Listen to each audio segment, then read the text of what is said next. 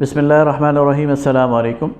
Saint of Pakistan نے گھریلو تشدد کے خلاف ایک بل پاس کیا اور اس بل کے حق میں پاکستان پیپلز پارٹی، مسلم لیگ نون اور تحریک انصاف ایک صف میں کھڑے نظر آئے۔ دوسری طرف مذہبی دینی جماعتیں، خاص طور پر جماعت اسلامی، انہوں نے اس بل کے مندرجات پر اعتراض کیا اور اسے خاندانی نظام کے حوالے سے ایک بہت بڑا خطرہ قرار دیا۔ سب سے پہلی بات تو یہ ہے کہ بطور مسئلہ گھریلو تشدد پاکستان کے اندر ہمیں اس سے انکار نہیں ہے۔ پاکستان کے اندر جہالت کی وجہ سے، ظلم کی وجہ سے، انتہا پسندی کی وجہ سے، جاہلانہ رسم و رواج کی وجہ سے عورت کا جو حال ہے وہ کچھ زیادہ اچھا نہیں ہے۔ گھروں میں خواتین پر تشدد ہوتا ہے، خاوند بیوی پر تشدد کرتا ہے، باپ بیٹی پر تشدد کرتا ہے، والدین اولاد پر تشدد کرتے ہیں اور اولاد والدین پر تشدد کرتی ہے، اور اس کے آئے دن واقعات وہ میڈیا میں رپورٹ ہوتے ہیں اور ہمارے سامنے آتے ہیں۔ لہذا بطور مسئلہ تو اس کا انکار نہیں ہے کہ پاکستانی معاشرے کی جو اخلاقی گراوٹ ہے اور پاکستانی معاشرے کے اندر جو لوگوں کی اخلاقی حالت ہے وہ پستی کی طرف مائل ہے، اور بہت سارے گھروں میں یہ باتیں ہوتی ہیں، کہیں رسم و رواج کے نام پر ہوتی ہیں، کہیں روایتی دینی سوچ کی بنیاد پر ہوتی ہیں، اور کہیں اس کے اور بہت سارے وجوہات ہوتے ہیں۔ لیکن کیا اس کا حل وہ ہے جو سینٹ نے پیش کیا؟ تو اس پر بھی بالکل واضح رائے ہے کہ سینٹ نے جو بل پیش کیا ہے وہ انتہائی مضحکہ خیز ہے اور بچگانہ سوچ کا حامل ہے، اور اس میں جو تدابیر اختیار کی گئی ہیں وہ بھی کسی صورت اس مسئلے کو حل کرنے کے لیے مناسب نہیں ہے۔ اور یہ کوئی پہلی کوشش نہیں ہے، بلکہ گزشتہ 20 سال میں مختلف صوبائی اسمبلیوں میں اور قومی اسمبلی میں اور سینٹ میں ایسے بل پیش ہوتے رہتے ہیں اور ایسی ہی مضحکہ خیز تدابیر اختیار کی جاتی رہتی ہیں۔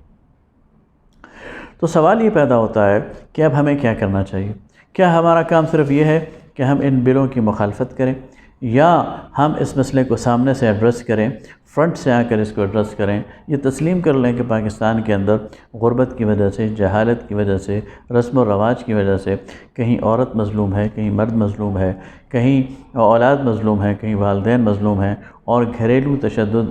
کا ایک عنصر ہمارے معاشرے میں موجود ہے۔ تو سوال یہ پیدا ہوتا ہے کہ پھر اس کو ٹھیک کیسے کیا جائے اور اس کے لیے کیا تدبیر اختیار کی جائے۔ اس ضمن میں سب سے پہلی بات اسلامی تعلیمات کی روشنی میں ہمیں یاد رکھنی چاہیے کہ محض قانون کے زور پر ہم کسی برائی کے استئصال نہیں کر سکتے۔ محض قانون بنا کر ہم کسی برائی کو، کسی سماجی برائی کو، کسی معاشی برائی کو، کسی رسم اور رواج کو ختم نہیں کر سکتے۔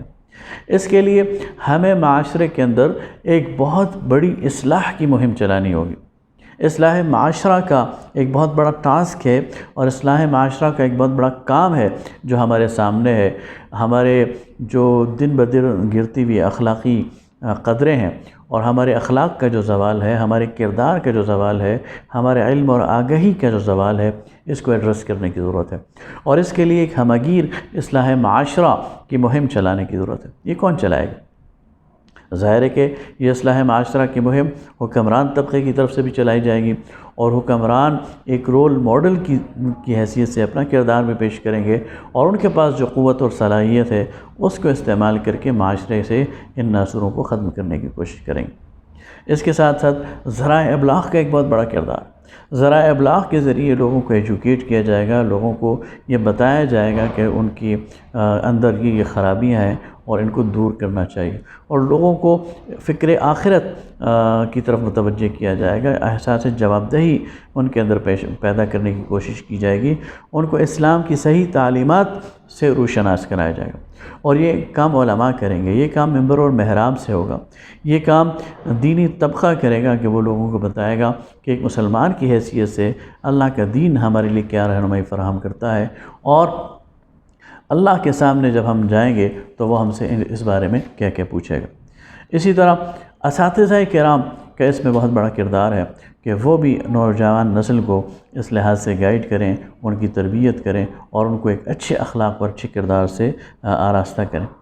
شعراء اور ادباء اور لٹریچر پیدا کرنے والے اور تخلیق کرنے والا جو طبقہ ہے، انٹیلیجنشیا ہے، یہ بھی ایک بہت بڑا کردار ادا کرتا ہے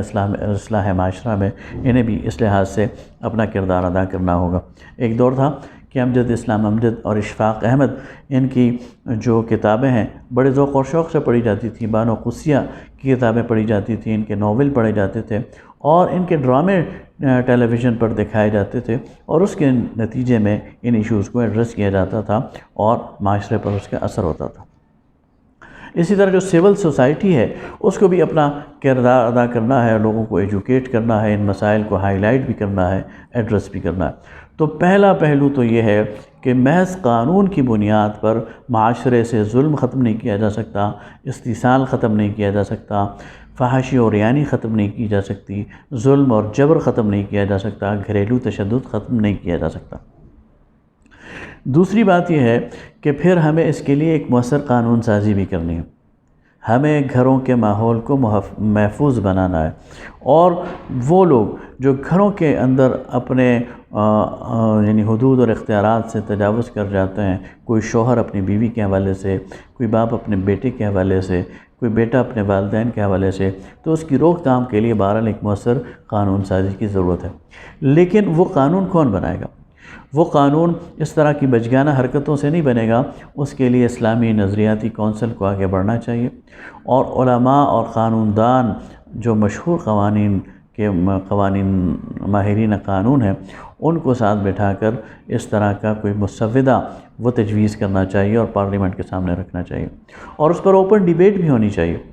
معاشرے کا فیڈ بیک بھی اس پر لینا چاہیے۔ اور قرآن مجید نے اس حوالے سے جو اصلاح کی تدابیر ہمیں بتائی ہیں زوجین کے درمیان، اور اسلامی فقہ نے اس کے بارے میں جو گائیڈ لائن دی ہے، ان سب کو سامنے رکھ کر ایسی مؤثر قانون سازی کی جانی چاہیے جس کے پیچھے اخلاق کی پوری قوت ہو، جس کے پیچھے قرآن و سنت کی پوری تعلیمات ہوں، اور جو مؤثر قانون سازی ہو تاکہ جو بھی شخص پھر اس قانون کی خلاف ورزی کرے تو اسے کٹہرے میں ملایا جا سکے، لیکن اس سے چادر اور چار دیواری بھی پامال نہ ہو، اس سے پرائیویسی بھی پامال نہ ہو، اس سے خاندان کا تقدس بھی پامال نہ ہو، اس سے وہ جو فیملی سٹرکچر ہے جسے اسلام مضبوط بنانا چاہتا ہے وہ بھی کمزور نہ پڑے، اور یہ مسائل بھی حل ہوں۔ تو لہٰذا یہ کوئی عجلت میں کرنے والا کام نہیں ہے، تیزی میں کرنے والا کام نہیں ہے، خوب سوچ بچار کے ساتھ یہ کام کرنے والا ہے۔ یہ ایشو موجود ہے، اس کو ایڈریس کرنا چاہیے، سامنے سے ایڈریس کرنا چاہیے،